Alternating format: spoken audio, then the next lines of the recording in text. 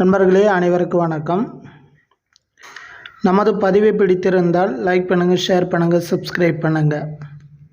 கண்டிப்பாக சப்ஸ்கிரைப் பண்ணி வீடியோ பாருங்கள். நண்பர்களே, இன்றைக்கி பார்த்தோன்னா ஆகஸ்ட் 20.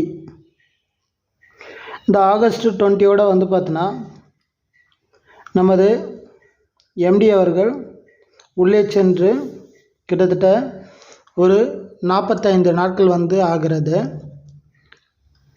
அடுத்து இவருக்கு பெயில் எடுப்பதற்கான முயற்சிகள் தற்போது நடைபெற்று வருவதாக தகவல் வெளியாகியுள்ளது. ஏன் இந்த 45 நாளுக்கு பிறகு இந்த பெயில் மூவ்மெண்ட் பண்ணுறாங்கன்னா, பெயில் கொடுப்பதற்கான அனைத்து அமைப்புகளும் உள்ளன அந்த 45 நாள் கழித்து.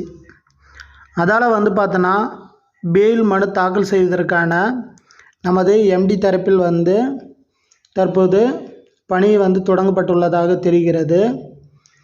கண்டிப்பாக விரைவில் பெயிலுக்கான மனு தாக்கல் நமது எம்டி சார்பாக அவருடைய லாயர்கள் கண்டிப்பாக அப்ளை பண்ணுவாங்க.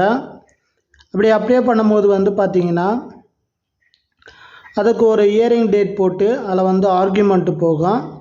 அந்த ஆர்கியூமெண்ட்டில் பார்த்திங்கன்னா நமக்கு கண்டிப்பாக நமது எம்டி அவர்களுக்கு பெயில் கிடைக்கும் அப்படின்ற மாதிரி எதிர்பார்க்கப்படுகிறது.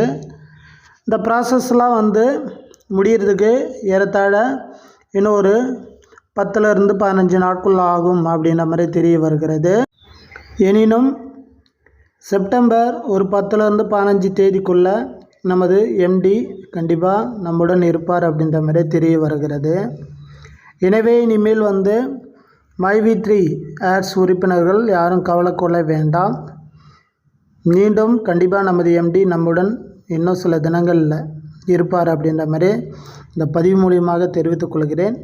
இதுதான் இன்றைய அப்டேட் செய்தி. மீண்டும் அடுத்த ஒரு பதிவில் பார்க்கலாம். நன்றி, வணக்கம்.